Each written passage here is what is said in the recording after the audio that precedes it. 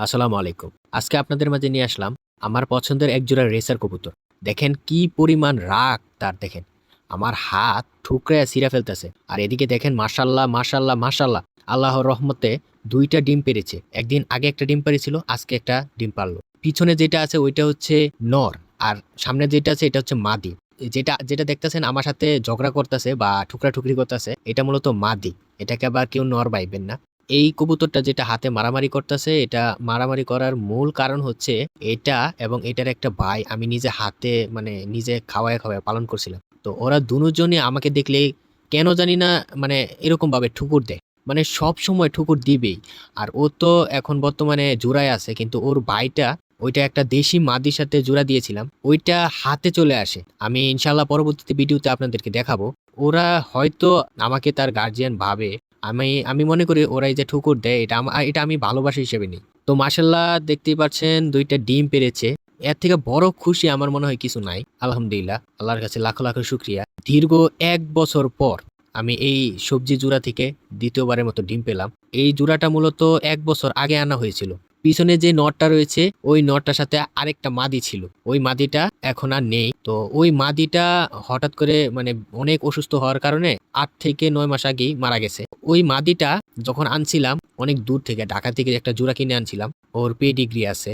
একটা হচ্ছে কার্লোস লাইনের আনছিলাম আর মাদিটা হচ্ছে আলাদিন লাইনের। নটটা হচ্ছে কার্লোস, মাদিটা হচ্ছে আলাদিন। তো নটটা যে কার্লোস লাইন উনি আছে, ওই যে ডিমে বসতে আছে দেখেন, ডিমে বসে আছে। আমার বাসায় মাত্র ১ জোড়া বাচ্চা ফুটাইছিল।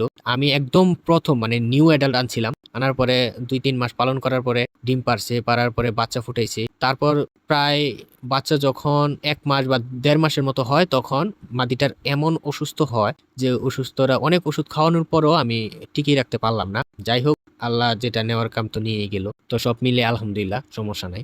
তারপর ২ টা বাচ্চা আমার হাতে দায়িত্ব দিয়ে ওই মাদিটা তো গেলই গা। তো এই ২ টা বাচ্চাকে কি করবো? আমার তো এই লাইনটাকে ধরে রাখতে হইব। তো ২ টা বাচ্চাকে আমি হাতে খাওয়াইলাম। এই যে মাদিটা দেখতেছেন যে আমাকে ঠুকরাইতেছে, উনি আর ওর ভাই দুজনেই ঠিক সেম একই। ওর বাইকও আমি দেখাবো একই। হাতে এসে খালি ঠুকুর দেয়। তারপর নরটা এতদিন আলাদা ছিল। আলাদা থাকার পর যখন এই যে মাদিটা বড় হইল, তখন একটা নর একটা মাদি হইছে। খাওয়াইতে বড় বানাইছি আমি। মাদিটাকে এই নরের সাথে কার্লোস লাইনের সাথে জোড়া দিলাম। এখন নরটা হচ্ছে কার্লোস লাইন এবং মাদিটার ভিতরে কার্লোস প্লাস আলাদিন আছে। বুঝতে পারছেন? মাদিটার সাথে মাদিটার ব্লাডে কার্লোস প্লাস আলাদিন আছে। আর নরটা হচ্ছে কার্লোস। তো এই ২ টা এখন বর্তমানে ডিম পারলো। তো সবাই দোয়া করবেন যাতে আমি সুস্থভাবে ২ টা বাচ্চা পাই। দীর্ঘ সময় পর আরেক জোড়া ডিম নেওয়া মানে নিতে পারলাম। অনেক কষ্ট হইছে আমার। কারণ অনেক যত্নে রাখতে হইছে। কারণ এই জোড়াটা যদি আমি যে জোড়াটা হাতে খাওয়াইছি এই জোড়াটা যদি একবার ছুটে যাইত বা একবার নষ্ট হয়ে যাইত বা কোনো অসুস্থ হইতো, তখন কিন্তু আমার লাইনটা হাতছাড়া হয়ে যেত। এজন্যই অনেক যত্ন সহকারে পালন করা হইছে। পালন করার পর আলহামদুলিল্লাহ এখন ডিম পারলো। তো সবাই দোয়া করবেন এই জোড়াটার জন্য, ভালোভাবে বাচ্চা ফুটে এবং এদের বাচ্চা দিয়ে আমি ভালো একটা রেজাল্ট করতে পারি। তো আপনারা যারা আমার পাশে থাকবেন তারা পরবর্তীতে এই জোড়ার যত আপডেট সব জানতে পারবেন ইনশাআল্লাহ।